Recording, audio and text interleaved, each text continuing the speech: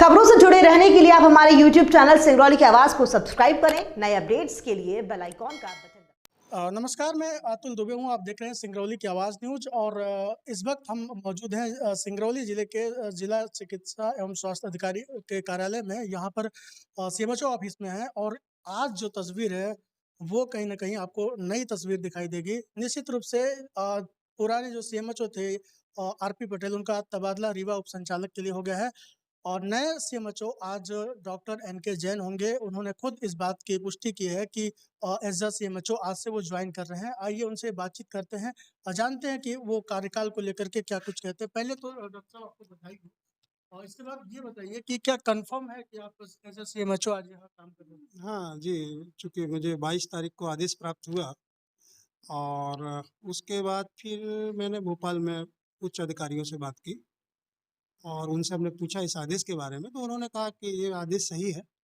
उसके बाद मैंने उस आदेश को कलेक्टर सर के पास भी भेजा और उनको मैसेज किया, तो सर का मैसेज आया था कि आज आज के दिन आप मिलिए हमसे। जी। तो अभी टीएल का समय चल रहा है, उसके बाद मैं सर से बात करूँगा।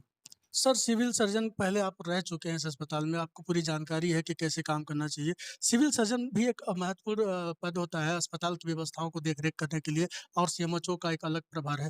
तो क्या कुछ मतलब जो अव्यवस्थाएँ पहले हो चुकी थी, उसको सुधारने के लिए क्या कुछ प्रयास रहे?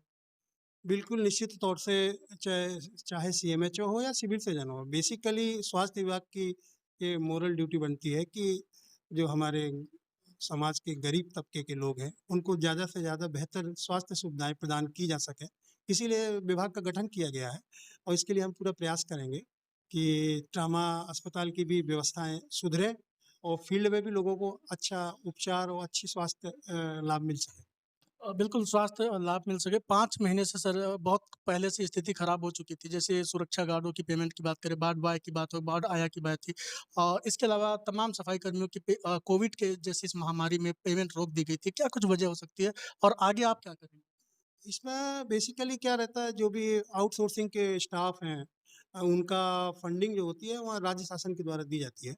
कई बार क्या रहता है कि वहाँ से फंड ना आने की वजह से लेट लतीफ़ हो जाता है और जैसे ही फंड आता है तो उनको पेमेंट किया जाता है, आउटसोर्सिंग का है। तो इस संबंध में हमने जानकारी प्राप्त की है, तो इसमें मेरे ख्याल से सिक्योरिटी गार्ड का जो पैसा नहीं मिला था वो उनको मिल गया है और सफाई कर्मचारियों का जो आउटसोर्सिंग से है, उनका भी काफ़ी हद तक भुगतान भुगतान किया जा चुका है। भुगतान हो चुका है। हाँ, हुआ है। सर एक और मामला था मैट्रन को लेकर के जो सीनियर मैट्रन थे उनको उनका रिलीव उनका चार्ज अलग कर दिया गया था। तो क्या कुछ कहेंगे इस संबंध में? मेटर्न का बेसिकली क्या रहता है, मेटर्न स्टाफ नर्स के जो सीनियर लोग रहते हैं उनको ही बनाया जाता है और कई बार तो पदस्थापना डायरेक्टरेट ऑफ हेल्थ सर्विसेज से होती है और जैसे अगर नहीं होती है तो ये जो विभाग प्रमुख रहता है ये उनकी जिम्मेदारी है कि वो कार्य का संचालन सुचारू रूप से करने के लिए किसको दायित्व सौंपे। सर ये दवा का जो पिछली बार घोटाला हुआ था उस पर क्या कुछ अब इस संबंध में तो अभी हम कुछ नहीं कह पाएंगे इसका। जी, ठीक है।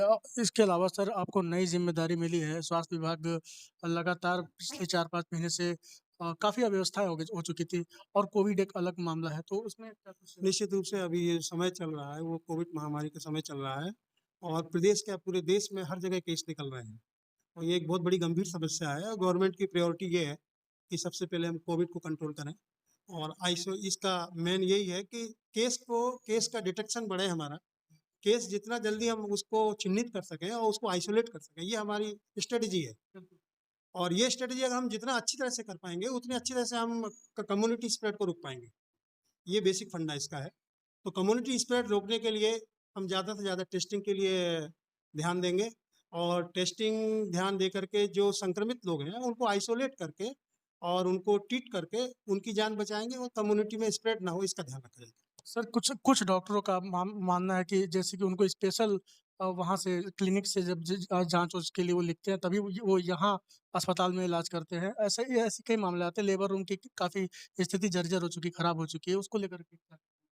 नहीं, ऐसा तो नहीं होना चाहिए। नियम तो यही है कि भाई संस्था में जो आता है उसको संस्थागत उपचार मिलना चाहिए और ये तो अगर ये है तो इसको सुधारा जाएगा।